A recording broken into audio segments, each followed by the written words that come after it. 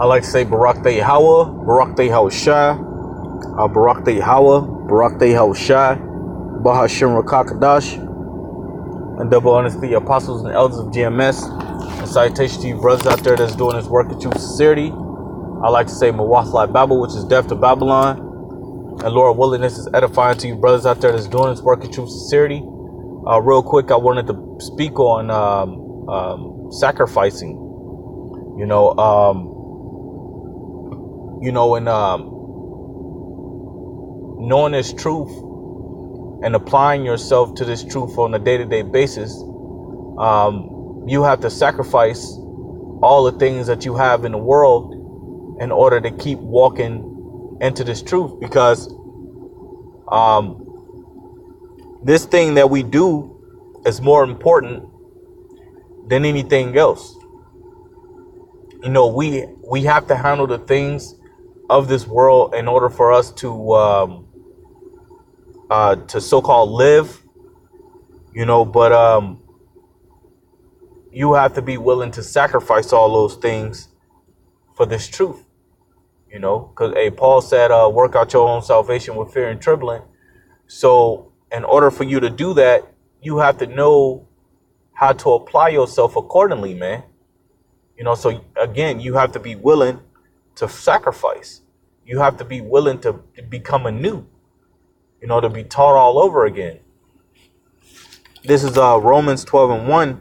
I beseech you, therefore, brethren, by the mercies of the Most High. And the Most High, he's showing us mercy, man.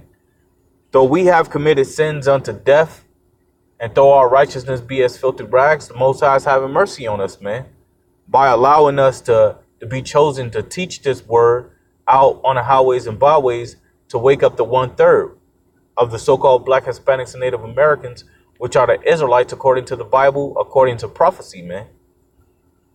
It says, of the Most High, that ye present your bodies a living sacrifice. And how are you presenting your body as a living sacrifice? By going out into the highways and byways and teaching this word unto Israel, man. At any moment, if the Most High willed it, you could get put to death. So would you be scared to go and teach this word because you're afraid to get put to death? That's not the right spirit to be in, man. That's where faith comes into play. You got to have faith in Yahweh, and even if you do get put to death, the scriptures tell you in Peter's that it's better to die, it's better to die, Salakia. What did it say? To roughly paraphrase it, it said it is better to suffer for righteousness' sake than to suffer for wickedness. So, hey, man, if it come down to that, then it is what it is. Just know that you're doing this thing for the name of Yahweh, man, for his name's sake.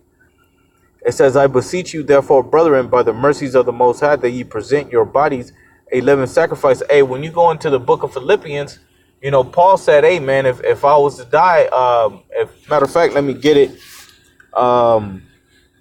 It's Philippians.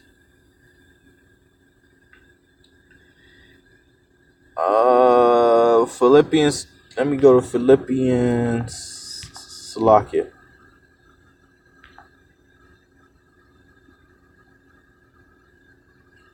And I'll start at 16.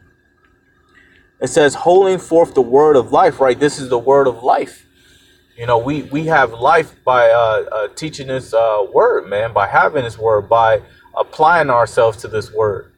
It says that I may rejoice in the day of a Mashiach, right? So that you may rejoice in the day of a Mashiach. So if you're doing what you're supposed to be doing according to this word, the word of life, then, hey, man, you'll rejoice in the day of Yahweh Shemel Shah.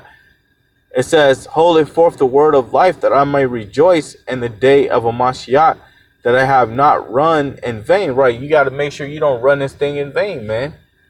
You know what I'm saying?